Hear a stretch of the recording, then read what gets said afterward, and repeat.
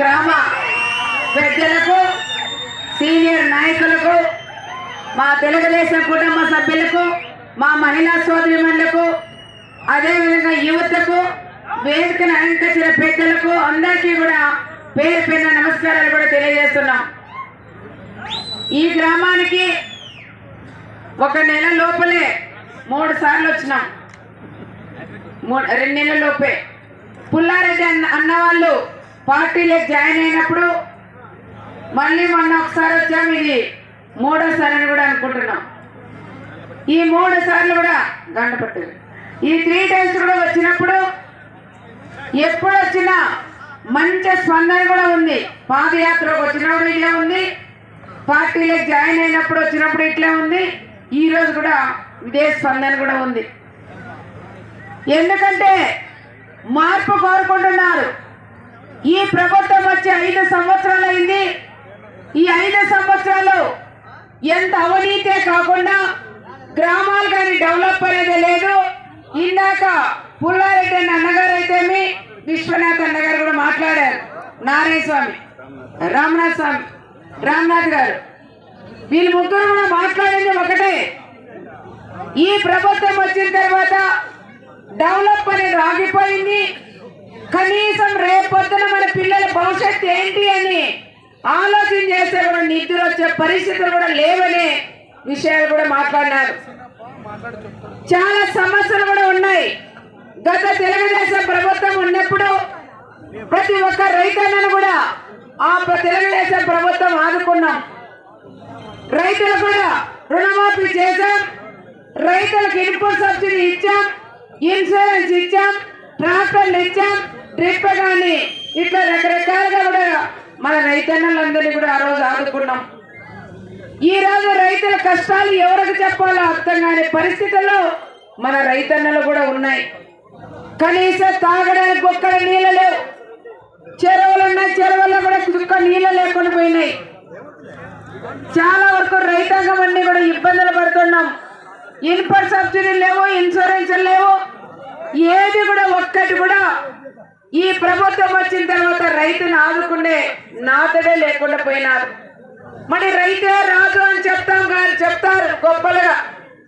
గొప్పలు చెప్పుకునే దానికి పేపర్ యాడ్స్కి మాత్రం పరిమితం అవుతారు. కానీ ఇక్కడ వచ్చి మా రైతుల పరిస్థితులు చూస్తే ఎవరికైనా ఈరోజు కళ్ళమ్మట నీళ్ళ కాదు, కళ్ళమ్మట రక్తం గారే పరిస్థితులు మా రైతు పరిస్థితులు ఉన్నాయని విషయం ప్రభుత్వం కూడా గుర్తించలేకపోయింది.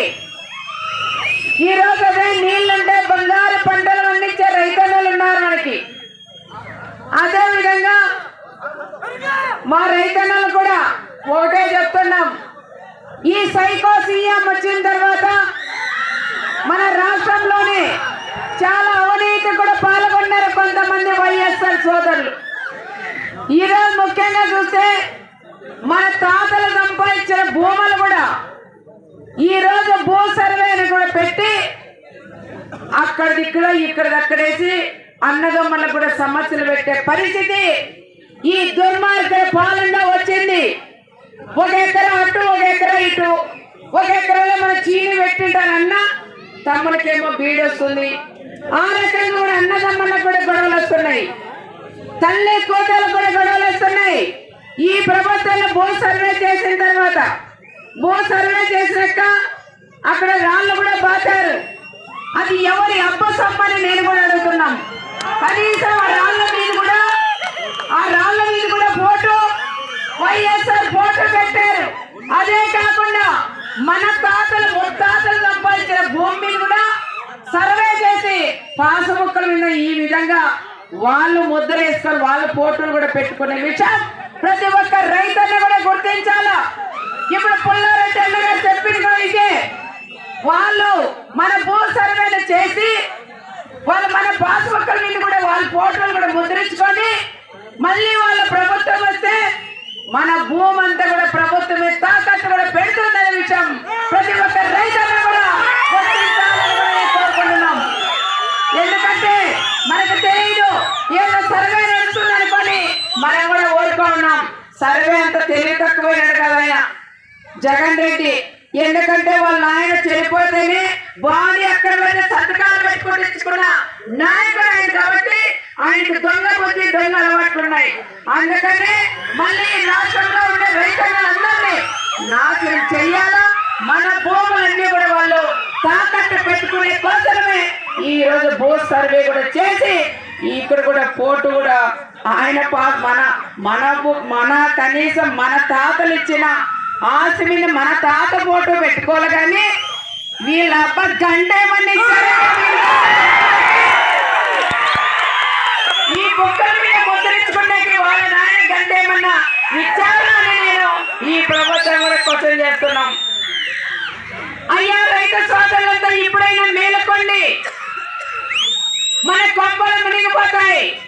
కనీసం ఒక జాగా మనం చనిపోతే కూడా మనల్ని బోర్చేయడానికి కూడా స్థలం లేకోకుండా కూడా చేస్తాడు జగన్ రెడ్డి అని కూడా నేను చెప్తున్నాం. ప్రతి ఒక్కరు కూడా ఆలోచించి ఈ నెల జరగబోయే 14వ తారీఖు జరగబోయే ఎలక్షన్ లో మీరు బుద్ధి చెప్పాలంటే మీరంతా కూడా సైకిల్ గుర్తుకెయ్యాలి. ఆయన పెద్ద సైకో అయితే మన రాష్ట్రానికి చిన్న సైకో వచ్చాడు. ఆయనే కాకుండా వాళ్ళ సోదరులు ఉన్నారు, ముగ్గురు కలిసి అన్ని కూడా దోసుకోవడమే. ఈయన పెద్ద ఆయన అయితే వీళ్ళు చిన్నోళ్ళు, ఎవరి స్థాయి వాళ్ళ తగ్గట్టుగా కూడా దోసుకుంటున్నారు. అయ్యా మా పేదల ఆశలు కూడా ఈరోజు మీరు దోసుకుంటున్నారు. ఆయనేమో ఆ రకంగా దోసుకుంటే వీళ్ళు కూడా అన్నదమ్మలు కూడా సమస్యలు పెట్టి మీకు పంచాయతీలు చేస్తాం రమ్మని హైదరాబాద్ లో సెటిల్మెంట్లు కూడా చేస్తారు. ఆయన ఇంకో ఆయన ఉన్నాడు, ఇంకో ఆయన రాజారెడ్డి, ఆయన వచ్చి చెన్నై కొత్తపల్లిలో అక్కడ కూడా డాబా తీసి అక్కడ కూడా ఆయన భూదందాలు చేస్తున్నారు కూడా చెప్తున్నాం. వాళ్ళకు మద్దతుగా కొంతమంది పోలీస్ డిపార్ట్మెంట్ కూడా ఉన్నారు. ఆ రోజుల్లో ఒక సిఐఎస్ఐ ఇద్దరు ఆయనకు సపోర్ట్ ఉంచుకొని చాలా మంది నిరుపేద వాళ్ళు భూములు కూడా దందా చేసిన నాయకులు ఎవరంటే ఒక ప్రకాష్ రెడ్డి వాళ్ళ సోదరులని మనమందరం కూడా చెప్పాలి. చాలా మంది నేను వస్తుంటే పార్టీలో జాయిన్ అవుతున్నారు, వాళ్ళు చెప్తున్నారు అక్క మా భూమి నుండి దాదాపు 50 కోట్లు చేస్తుంది. పామరాయి గ్రామానికి సంబంధించిన వ్యక్తి చెప్పిన విషయం చెప్తున్నా. 50 కోట్లు చేస్తుందంట ఆయన ఆస్తి. దాని మీద వాళ్ళ తాతలు ముత్తాతలు ఇచ్చిన భూమని దాన్ని కొట్టేయాలని చూసి హైదరాబాద్ లో 2 సార్లు మీటింగ్ పెట్టాడంట చందు అనే వ్యక్తి. ఎంత దుర్మార్గం పాలో ఒక్కసారి చూడండి. నీ భూమి నీ పేరు మీద లేదు, వేరే వాళ్ళ పేరు మీద ఉంది, అది ఏదో నాకు రాసిస్తే అది నేనే సెటిల్ చేసుకుంటానని. అయ్యా అది మా ముత్తాతలు వచ్చిన భూమి, నీకెందుకు ఇస్తానయ్యా నేను ఆ భూమని తిరిగి ఆ పెద్ద ఆయన లేచి వచ్చిన విషయం నాకు నిన్న చెప్తే నాకు కళ్ళమ్మటి నీళ్ళు వచ్చాయి. కనీసం భార్య భర్త ఆడపిల్లలందరూ కూడా ఏడ్చుకుంటూ ఆ విషయం చెప్తుంటే ఒక రైతుకి ఎన్ని కష్టాలు పెట్టారనే విషయం మీరు కూడా గుర్తించాలి. డబ్బు కాదు శాశ్వతం, వ్యక్తి శాశ్వతం. ఈ రోజు ఏదైనా పదవుల శాశ్వతం కాదు, ఒక వ్యక్తి శాశ్వతం అని చెప్తున్నా. ఇందాక అన్నగారు చెప్పారు పరిటాల రవి చనిపోయి 20 సంవత్సరాలు అయింది. కానీ పరిటాల రవి గారు మాట్లాడించిన మాట, ఆయన దగ్గర తీసిన విధానం అన్నగారు కూడా నచ్చి మళ్ళీ 20 సంవత్సరాల తర్వాత ఆయన గుర్తు చేసుకున్నారంటే అదే వ్యక్తికి ఉండే విలువని ప్రత్యేకంగా కూడా చెప్తున్నాం. ఏది ఏమైనా ప్రకాష్ రెడ్డి వాళ్ళ కుటుంబాన్ని పారు తోలాలన్నా, మన రాష్ట్రాన్ని అభివృద్ధి చేసుకోవాలన్నా, మన చెరువులకు నీళ్లు తెచ్చి రైతాంగం అంతా కూడా ఆదుకోవాలన్నా మన పచ్చ జెండా రెపరెపలుగా ఆడాలని ప్రత్యేకంగా మీకు అందరికీ కూడా చెప్తున్నాం. మీరందరూ కూడా కష్టపడి ప్రతి ఒక్కరు కూడా ఇక్కడికి వచ్చిన వాళ్ళు ఒక్కొక్కరు 5 ఓట్లు వేసినా నాకు ఇక్కడ మంచి మెజారిటీ కూడా వస్తుంది. ఇదే మన గ్రామాల్లో ఉండేవాళ్ళు, మన నియోజకవర్గంలో మన బంధుత్వాలు ఎక్కడున్నా అందరికీ కూడా చెప్పి ఈ రాష్ట్రాన్ని కాపాడుకుందాం, మన రాష్ట్రాన్ని మనం కాపాడుకుందాం. మరీ సునీతమ్మని మనం ఎమ్మెల్యేగా తెచ్చుకుంటే ఈ ప్రాంతాలన్నీ కూడా బాగుంటాయి. ఈ విషయం మీరు కూడా బంధుత్వాలు కూడా చెప్పి సైకిల్ గుర్తుకు ఓటు వేయించాలని ప్రత్యేకంగా మీకు అందరికీ కూడా చెప్తున్నాం. ఒకటేమో పార్థసారథి గారు ఎంపీగా, నేను ఎమ్మెల్యేగా ఉన్నాం. 2 ఓట్లు మీరు సైకిల్ గుర్తుకు ఓటు వేసి వేయించి మంచి మెజార్టీగా మీరందరూ కూడా గెలిపిస్తే సార్ కూడా ఒకటే చెప్పారు, మన ప్రభుత్వం వస్తే ఎవరైతే చదువుకున్నారో పిల్లలందరికీ నిరుద్యోగ వృత్తి 3,000 ఇస్తాం, ప్రతి ఒక్క రైతన్న కూడా సంవత్సరానికి 20,000 రూపాయలు ఇస్తానని మన అన్నగారు కూడా చెప్పారు. అదే కాకుండా ఇసుక ఈరోజు గంపడి ఇసుక కొనాలంటే మన కళ్ళలో మనకి డబ్బులు కనపడేది. అలాంటి వాళ్ళు కూడా ఇసుకంతా ఫ్రీగా కూడా ఇసుక ఇస్తానని మన అన్న చంద్రబాబు నాయుడు గారు కూడా చెప్పారు. కరెంటు ఛార్జీలు కూడా పెంచనని మన అన్న చంద్రబాబు నాయుడు గారు కూడా చెప్పినారు. ఎంతో మంది ఉన్నాం, మా ఆడబిడ్డలందరికీ తల్లి మీకు కూడా బస్సు ప్రయాణం ఫ్రీ. అనంతపురం జిల్లాలో మీరు ఎక్కడికి వెళ్ళాలన్నా ₹1 కూడా మీతో తీసుకోకుండా ఫ్రీగా ప్రయాణం కూడా ఉంటుందని కూడా చెప్తున్నాం. ప్రతి ఒక్క మహిళకి 18 సంవత్సరాలు కలిగిన ఆడబిడ్డలకంతా నెల 1,500 రూపాయలు కూడా మీకు కూడా అందజేస్తామని కూడా చెప్తున్నాం. ఆడబిడ్డలందరికీ గ్యాస్ సిలిండర్ 3 ఫ్రీగా ఇస్తాం. అదే విధంగా అమ్మఒడిని చెప్పి కేవలం ఒకరికే ఇస్తున్నారు. మన అన్న చంద్రబాబు నాయుడు గారి కుటుంబంలో 3-4 పిల్లలున్నా అందరికీ కూడా తల్లికి వందనం కింద ఒక్కొక్క బిడ్డకి 15,000 రూపాయలు ఇస్తానని చెప్పిన ఘనత మన అన్న చంద్రబాబు నాయుడు గారు చెప్తున్నాం. చంద్రన్న సంక్రాంతి కానుకలు కానీ, రంజాన్ తోపా కానీ ఇవన్నీ కూడా మళ్ళీ జనవరి నుంచి కూడా స్టార్ట్ అవుతాయని మీకందరికీ కూడా నేను గుర్తు చేస్తున్నాం. ఈ రకంగా కూడా చెప్పుకుంటూ పోతే ఉద్యోగస్తులు కూడా గుర్తించాలా. ప్రతి 1వ తారీఖు అంతా మీకు శాలరీస్ కూడా వస్తాయి.